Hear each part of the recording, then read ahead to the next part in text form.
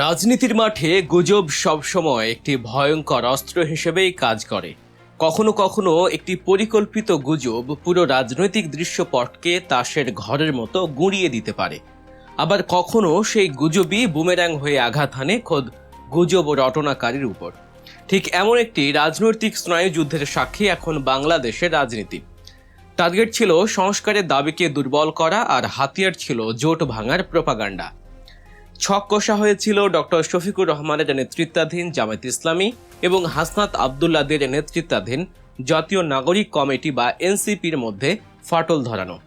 চারদিকে অত্যন্ত সুকৌশলে ছড়িয়ে দেয়া হলো একটি খবর, জামায়াত আর এনসিপির মেগা জোট নাকি ভেঙে খান খান হয়ে যাচ্ছে।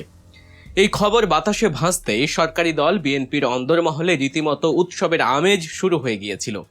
দলটির নীতি নির্ধারকরা ভাবতে শুরু করেছিলেন, প্রধানমন্ত্রী তারেক রহমানের মাস্টার প্ল্যান বোধহয় এবার শতভাগ সফল। বিরোধী শিবিরের ঐক্য যদি এভাবেই ভেঙে যায়, তবে রাজপথের সংস্কার আন্দোলন আর গণভোটের দাবি এমনিতেই মুখ থুবড়ে পড়বে। কিন্তু রাজনীতির হিসাব নিকাশ তো আর এত সোজা নয়। যে ফাটল ধরার আশায় সরকার বুক বেঁধেছিল, বাস্তবে তার ছিটে ফোটাও ঘটল না। উল্টো মাঝপথ থেকে হিসাবের খাতা সম্পূর্ণ পাল্টে গেল।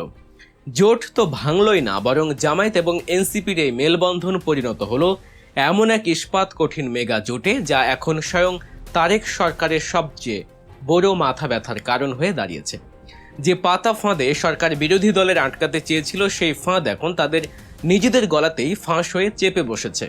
প্রশ্ন হচ্ছে, বিরোধী শিবিরকে দুর্বল করার এই যে বিশাল গেম প্ল্যান, সেটি কেন এমন শোচনীয়ভাবে ব্যর্থ হলো? আর কেনই বা একটি গুজবকে কেন্দ্র করে পুরো সরকারের ভেতরে এখন রীতিমতো থমথমে অবস্থা বিরাজ করছে? পর্দার আড়ালের আসল খেলাটা বুঝতে হলে আমাদের একটু পেছনে তাকাতে হবে। রাজনৈতিক বিশ্লেষকদের মতে, সরকার যখন দেখল রাজপথের সংস্কার এবং গণভোটের মতো ইস্যুগুলো নিয়ে ডক্টর শফিকুর রহমানের দল এবং হাসনাত আবদুল্লার এনসিপি কাঁধে কাঁধ মিলিয়ে এক বিশাল জনমত তৈরি করছে, তখন তারা প্রমাদ গণে এই সম্মিলিত চাপ সামাল দেয়া সরকারের জন্য এক প্রকার অসম্ভব হয়ে উঠছিল। আর ঠিক এই দুর্বলতা ঢাকতেই তারেক সরকার অত্যন্ত কৌশলে মাঠে গুজব ছড়িয়ে দেয় যে 11 দলীয় জোট থেকে এনসিপি বেরিয়ে যাচ্ছে। তাদের মূল লক্ষ্য ছিল মাঠে এমন একটি বিভ্রান্তি ছড়ানো, যাতে জোটের নেতাদের নিজেদের মধ্যে সন্দেহ আর অবিশ্বাস দানা বাঁধে। তারা ভেবেছিল, একবার যদি ভুল বোঝাবুঝির বীজ বপন করা যায়, তবে সংস্কারের এই বিশাল আন্দোলন এক নিমিষেই শক্তি হারিয়ে ফেলবে। কিন্তু সরকার একটি বড় জায়গায় হিসাব মেলাতে ভুল করেছিল। তারা অনুধাবন করতে পারেনি যে বাংলাদেশের বর্তমান রাজনৈতিক প্রেক্ষাপটে জোটের সমীকরণ আগের চেয়ে অনেকটাই ভিন্ন। ডক্টর শফিকুর রহমানের দল এবং এনসিপির এই ঐক্যকে শুধু একটি সাধারণ নির্বাচনী জোট হিসেবে দেখলে পুরো চিত্রটি অসম্পূর্ণ থেকে যাবে। একদিকে রয়েছে জামায়াত ইসলামীর মতো একটি দল, যাদের রয়েছে বহু দশকের পুরনো এবং দেশব্যাপী অত্যন্ত মজবুত একটি সাংগঠনিক কাঠামো। চাইলেই এই কাঠামোকে কোনো অপকৌশল দিয়ে টলিয়ে দেওয়া সম্ভব নয়। অন্যদিকে রয়েছে ছাত্র জনতার গণ অভ্যুত্থানের মধ্যে দিয়ে উঠে আসা এনসিপি। হাসনাত আবদুল্লাদের মতো তরুণ নেতারা এখন রাজনীতির মাঠে অন্যতম মূল চিন্তাবিদ বা মাস্টার মাইন্ড হিসেবে আবির্ভূত হয়েছেন। মজার ব্যাপার হলো, এনসিপি কোনো একক ব্যক্তির সিদ্ধান্তে চলে না।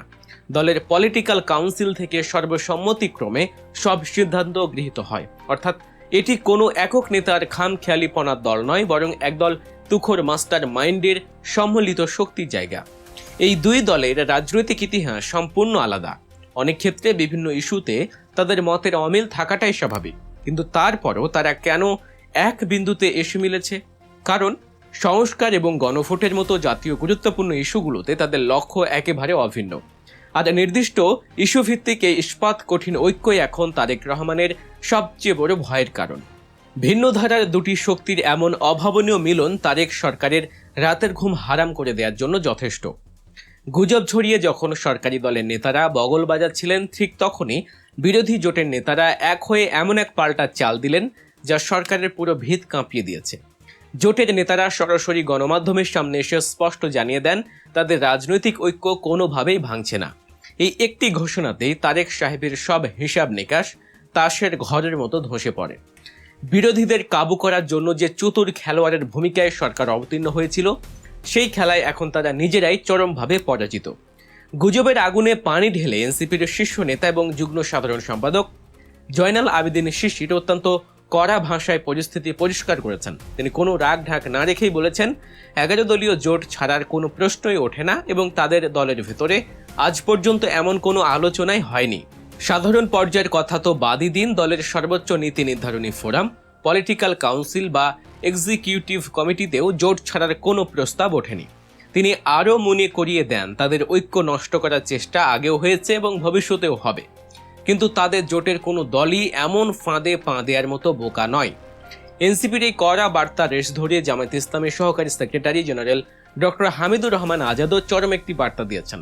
তিনি স্পষ্ট করে দিয়েছেন যে নির্বাচনী সমঝোতার পাশাপাশি রাজপথ এবং সংসদ এই দুই জায়গাতেই একসঙ্গে শক্তিশালী ভূমিকা রাখার এক অবিচল সিদ্ধান্ত নিয়ে তারা কাজ করছেন। এই দুই নেতার এমন জোরালো এবং আত্মবিশ্বাসী বক্তব্যের পর তারেক সরকারের ভেতরে আক্ষরিক অর্থেই কাঁপুনি ধরে গেছে।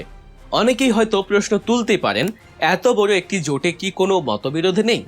রাজনৈতিক বিশ্লেষকরা বলছেন এতগুলো দলের মধ্যে ছোটখাটো মতের অমিল থাকাটা খুবই স্বাভাবিক। সব দল সব কর্মসূচিতে সমানভাবে হয়তো অংশও নিচ্ছে না, কিন্তু তার মানে এই নয় যে জোট ভেঙে গেছে। রাজনীতিতে একেই বলে কোয়ালিশন ম্যানেজমেন্ট বা জোটগত ব্যবস্থাপনা। ভিন্ন ভিন্ন রাজনৈতিক অবস্থানে থাকা সত্ত্বেও একটি সুনির্দিষ্ট এবং অভিন্ন লক্ষ্যকে সামনে রেখে জোটকে টিকিয়ে রাখাই হলো আসল রাজনৈতিক মুনশিয়ানা। আর ঠিক এই জায়গাতেই সংস্কার ইস্যুটি সবচেয়ে বড় আঠার মতো কাজ করছে। নিজেদের ভেতরে ছোটখাটো দূরত্বগুলোকে দূরে সরিয়ে রেখে মূল লক্ষ্যের দিকে এগিয়ে যাওয়ার যে কৌশল তারা দেখাচ্ছে তা দেখে সরকার সত্যি দিশেহারা হয়ে পড়েছে। সরকার ভেবেছিল ভেতরে একটু উস্কানি দিলেই জোটের নেতারা একে অপরের দিকে কাদা ছোড়াছড়ি শুরু করবেন, কিন্তু তারা সেই সুযোগ তো দিলেনই না, বরং কাঁধে কাঁধ মিলিয়ে সরকারের দিকেই পাল্টা তোপ দাগিয়েছেন।